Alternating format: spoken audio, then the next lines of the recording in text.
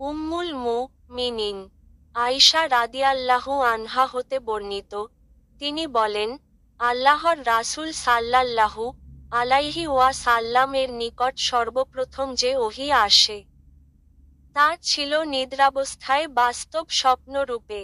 যেই স্বপ্নই তিনি দেখতেন তা একেবারে প্রভাতের আলোর ন্যায় প্রকাশিত হতো।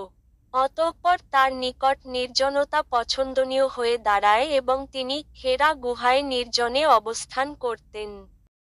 আপন পরিবারের নিকট ফিরে এসে কিছু খাদ্যসামগ্রী সঙ্গে নিয়ে যেতেন। এভাবে সেখানে তিনি একসাথে বেশ কয়েকদিন ইবাদাতে মগ্ন থাকতেন। অতঃপর খাদিজা রাদিয়াল্লাহু আনহার নিকট ফিরে এসে আবার একই সময়ের জন্য কিছু খাদ্যদ্রব্য নিয়ে যেতেন। এভাবে হেরা গুহায় অবস্থানকালে তার নিকট ওহী আসলো। তার নিকট ফেরেশতা এসে বলল, পাঠ করুন। আল্লাহর রাসূল সাল্লাল্লাহু আলাইহি ওয়াসাল্লাম বললেন, আমি বললাম, আমি পড়তে জানি না। তিনি সাল্লাল্লাহু আলাইহি ওয়াসাল্লাম বললেন, অতঃপর সে আমাকে জড়িয়ে ধরে এমনভাবে চাপ দিল যে আমার খুব কষ্ট হলো। অতঃপর সে আমাকে ছেড়ে দিয়ে বলল, পাঠ করুন। আমি বললাম, আমি তো পড়তে জানি না। সে দ্বিতীয়বার আমাকে জড়িয়ে ধরে এমনভাবে চাপ দিল যে আমার খুব কষ্ট হলো। অতঃপর সে আমাকে ছেড়ে দিয়ে বলল, পাঠ করুন। আমি উত্তর দিলাম, আমি তো পড়তে জানি না।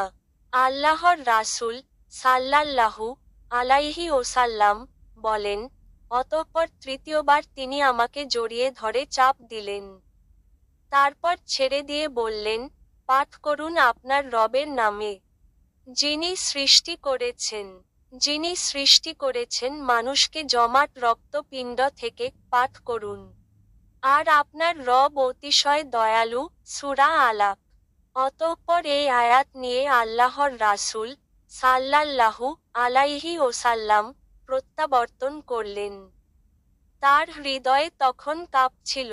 তিনি খাদিজা বিনতে খুয়াইলিদের নিকট এসে বললেন, আমাকে চাদর দ্বারা আবৃত করো।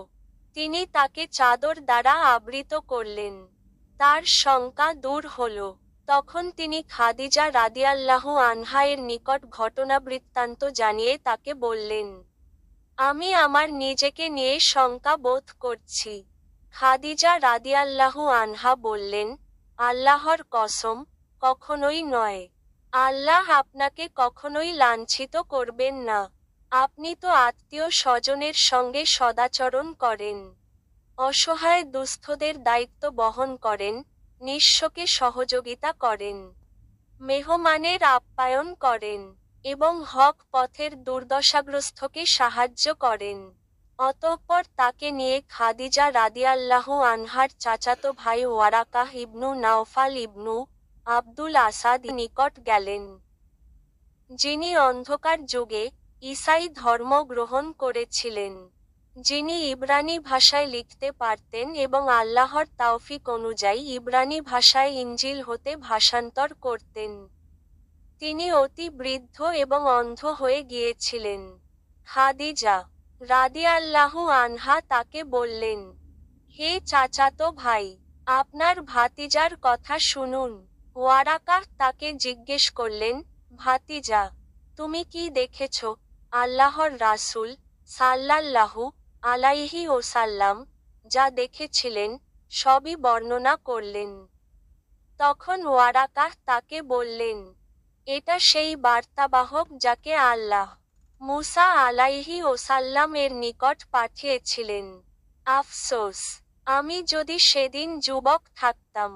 আফসোস, আমি যদি সেদিন জীবিত থাকতাম, যেদিন তোমার কওম তোমাকে বহিষ্কার করবে। আল্লাহর রাসূল সাল্লাল্লাহু আলাইহি ওয়াসাল্লাম বললেন, তারা কি আমাকে বের করে দেবে? তিনি বললেন, হ্যাঁ। তুমি যা নিয়ে এসেছো এরকম কোনো কিছু যিনি নিয়ে এসেছেন তার সঙ্গেই বৈরিতাপূর্ণ আচরণ করা হয়েছে। সেদিন যদি আমি থাকি, তবে তোমাকে জোরালোভাবে সাহায্য করব। এর কিছুদিন পর ওয়ারাকাহ ইন্তিকাল করেন। আর ওহীর বিরতি ঘটে।